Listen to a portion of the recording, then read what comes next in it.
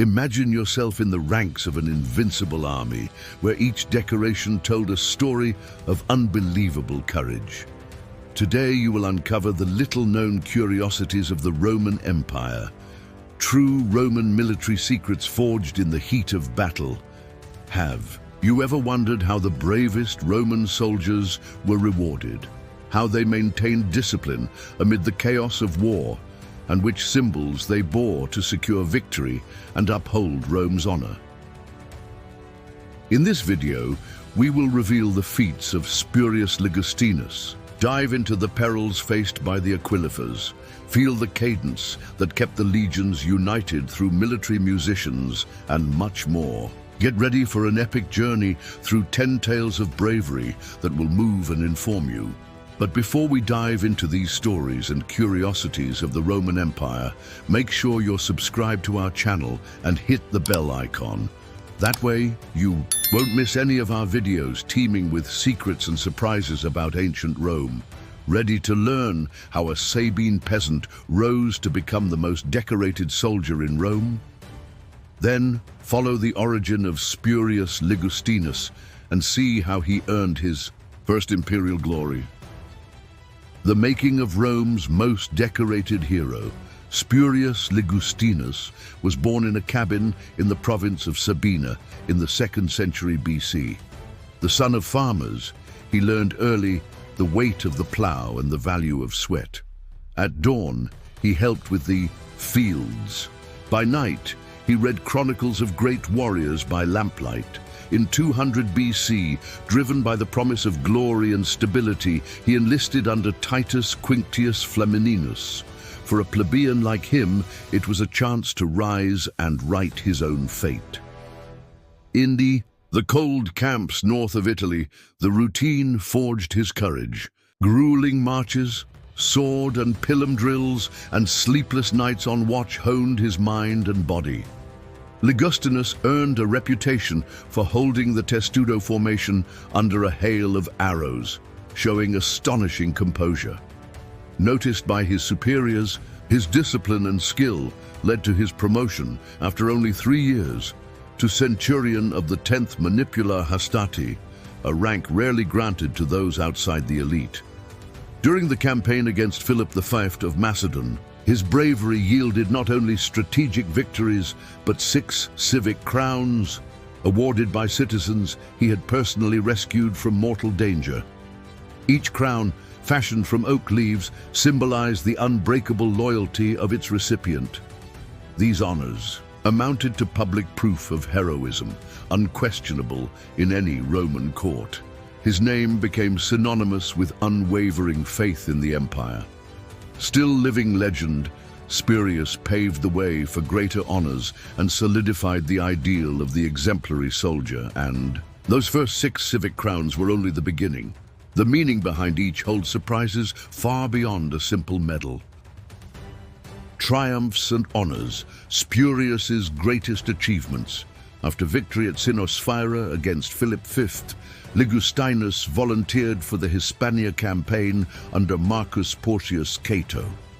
There he faced stubborn tribes in treacherous terrain, rivers with unpredictable currents and jagged mountains where each step could be your last.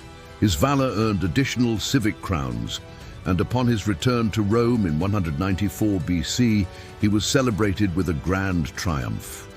The stands of the Circus Maximus erupted at the sight of his personal standard, studded with dozens of medallions. Riding alongside Cato, he raised his gladius to the crowd in gratitude.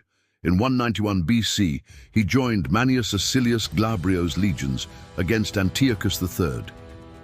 In the hottest trenches of Asia Minor, Spurius saved comrades and civilians, securing contested territories and opening vital supply routes for Rome. With each field cleared of enemies, his helmet grew heavier with civic crowns, tokens of deep respect from Senate and populace alike. Each rescued victim publicly attested to their savior's deed, cementing the Centurion's honor for generations. Over 22 years of service, he took part in at least 5 major campaigns: Macedonia, Hispania, Syria, Cisalpine Gaul, and Germania, always at the forefront of battle. His 34 recognitions for bravery were more than numbers. Each carried its own tale of risk, sacrifice, and unshakable loyalty to Rome. The legend of Spurius Ligustinus proved to the world that glory could be measured in medals, but above all, in the steadfast character of the man who won them, inspiring generations of legionaries. Speaking of symbols of power, the supreme standard carried by the Aquilifers inspired both fear and awe, and the stories of courage surrounding it are truly breathtaking. The ultimate symbol of honor, the story of the Aquilifers. The eagle, Aquila, atop the standard, was more than a symbol. It personified the soul of the legion. Guardians of this icon were the Aquilifers, hand-picked for their unbreakable courage. Wearing lion skins draped over their shoulders and carrying the standard with calm ferocity, they stood firm on any ground, from stormy seas to treacherous swamps or enemy ramparts. Lucius Petronius, one such standard-bearer, earned eternal fame during a brutal engagement in Gaul. When enemies tried to seize the eagle, he hoisted the standard with both hands, defying arrows and spears until he fell mortally wounded. His death became legend. It was said that 2 real eagles circled the battlefield as he collapsed, guiding the hope of the legionaries onward. Losing a standard was seen as plague among the ranks. To prevent that disgrace, Aquilifers received specialized training and double pay, reflecting the critical importance of their role. They symbolized Rome's invincibility and could inspire an entire unit to stand fast. Every raised standard reminded soldiers that as long as the eagle flew, their legion would not fall. And amid the din of war, those who translated orders into sound had the power to change entire outcomes. The music that commanded battles, Buccinatores and Cornicines. Imagine thousands of soldiers on the field, helmets glinting, spears aligned. From where came the perfect cadence for assaults and maneuvers? From the Buccinatores and Cornicines, military musicians wielding the buccina and cornu, who set the rhythm of movement. Their piercing notes cut through the clash of iron, the roar of battle, and even the thundering hooves, bringing order to chaos. Unarmed, they wore reinforced leather vests and simple tunics to remain visible. Every call had precise meaning. Advance, retreat, form ranks, open the cavalry's path, or protect supply lines.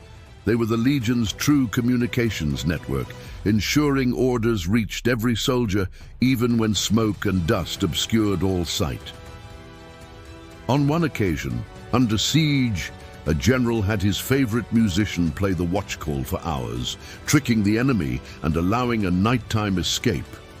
These tales rarely appear in official histories, yet they were vital to Rome's success. Without them, the legions might have succumbed to their own disorder, turning victories into defeats. If the eagle was the legion's heart, the Decuriones were its swift eyes on the battlefield, and their strategic role would decide the fate of empires. Decuriones, masters of the Roman cavalry, at the spearhead of the Corni light cavalry rode the Decuriones, each commanding 10 horsemen. Among them, Titus Claudius stood out for leading decisive charges on the treacherous plains of Germania. Perched on his agile steed, he read the terrain with unmatched skill, adjusting formations to outflank the enemy with lethal precision. Trained for both hand-to-hand combat and rapid maneuvers, Decuriones donned lightweight leather armor, flowing capes, and wielded spears and swords. Their mission was crucial: smash enemy formations, protect the Hastates' flanks, and create openings for the heavy infantry. In battles like Teutoburg, their agility and coordination turned the tide. Chosen by their men, Titus Claudius gained renown not only for his martial prowess, but for his empathy.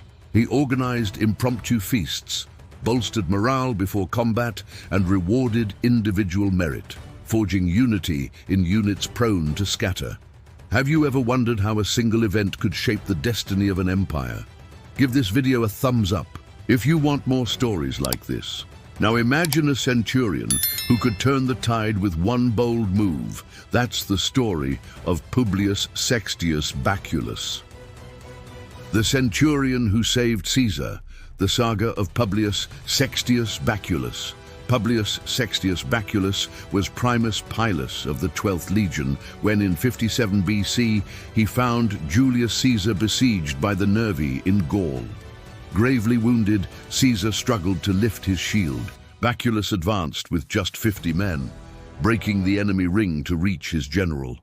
His courage under crossfire became an epic example of loyalty, exhausted after hours of fighting, hardened by campaigns through frozen rivers and treacherous swamps.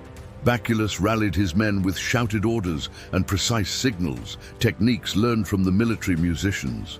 His intervention not only saved Caesar, but shifted the battle's course, preserving the legion's undefeated reputation. In his memoirs, Caesar called Baculus the strongest among us, granting him exclusive privileges, a place of honor in Rome's public squares, a lifetime pension, and lasting mention in imperial records. It proved that in ancient Rome, loyalty could elevate a man to the pantheon of immortal heroes. But Rome's security didn't rest solely on warriors in the field. There were those who kept the city safe at night. Vigiles, Rome's night watch. In 6 AD, Emperor Augustus formed the Vigiles, a corps of freedmen and veterans tasked with fighting fires and maintaining order in Rome's narrow streets. Clad in tunics with leather vests and armed only with axes, leather water pumps and iron hooks, they patrolled every corner by torchlight, ever watchful for sparks and disorder.